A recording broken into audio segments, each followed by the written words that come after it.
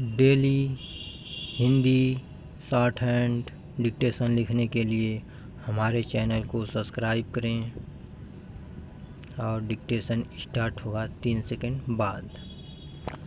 शिवसेना में बगावत को लेकर हैरानी नहीं, जब शिवसेना ने विधानसभा चुनाव नतीजों के बाद भाजपा से नाता तोड़कर अपने धुर विरोधी दलों राष्ट्रवादी कांग्रेस पार्टी और कांग्रेस के साथ मिलकर सरकार बनाई थी, तभी यह स्पष्ट हो गया था कि यह बेमेल सरकार अधिक दिनों तक चलने वाली नहीं। वास्तव में तब यह भी साफ हो गया था कि इस विचित्र प्रयोग की सबसे बड़ी कीमत शिवसेना को ही चुकानी पड़ेगी।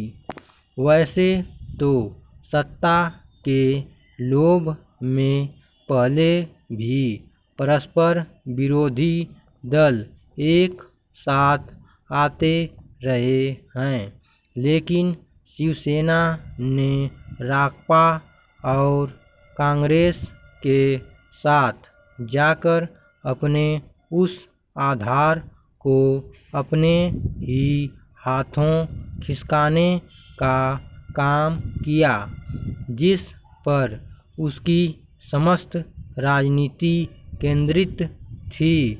हिंदुत्व को अपनी राजनीति का आधार बताने वाली शिवसेना ने राकांपा और कांग्रेस के पाले में जाकर अपनी विचारधाराओं से मुंह ही मोड़ा। इसके चलते वह हर गुजरते दिन के साथ अपनी साख कमाती जा रही थी।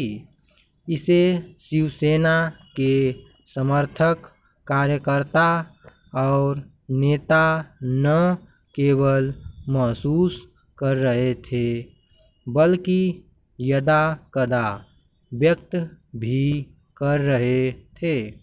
लेकिन मुख्यमंत्री की कुर्सी के लालच में उद्धव ठाकरे इस सबकी अनदेखी करते रहे।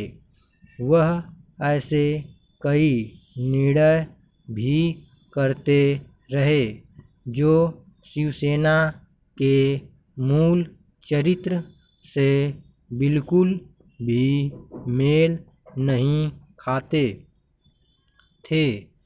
हद तो तब हो गई जब ऐसे फैसलों का बचाव करते हुए शिवसेना नेताओं की ओर से बाल ठाकरे के विचारों को भी खारिज करने की कोशिश की गई।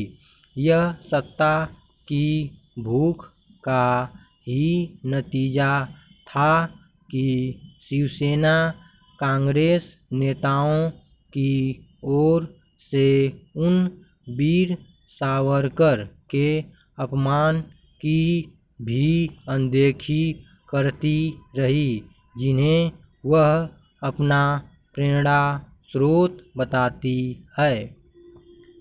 फिलहाल यह कहना कठिन है कि महाराष्ट्र विकास अघाड़ी सरकार के वरिष्ठ मंत्री एकनाथ शिंदे के नेतृत्व में शिवसेना के विधायकों ने जो बगावत की उसका परिणाम क्या होगा।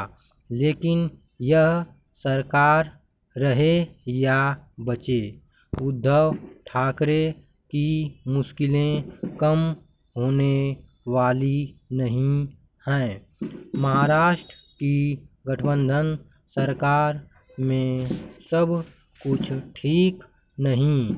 इसका एक प्रमाण हाल में पहले राज्यसभा चुनाव में मिला और फिर विधान परिषद के चुनाव में।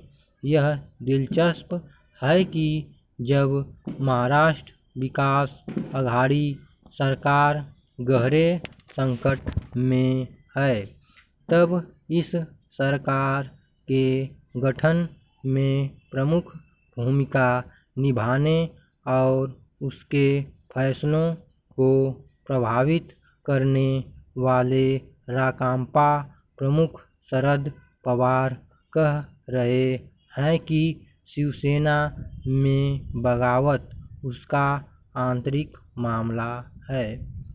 इसके पहले कांग्रेस की ओर से यह कहा जाता रहा है कि वह अगला चुनाव अपने दम पर लड़ेगी। यह उद्धव ठाकरे ही बता सकते हैं कि उन्हें यह बुनियादी बात क्यों नहीं समझ आई कि वह जिन दलों के सहयोग से सरकार चला रहे हैं वे शिवसेना की जड़ें ही खोद रहे हैं। Full stop.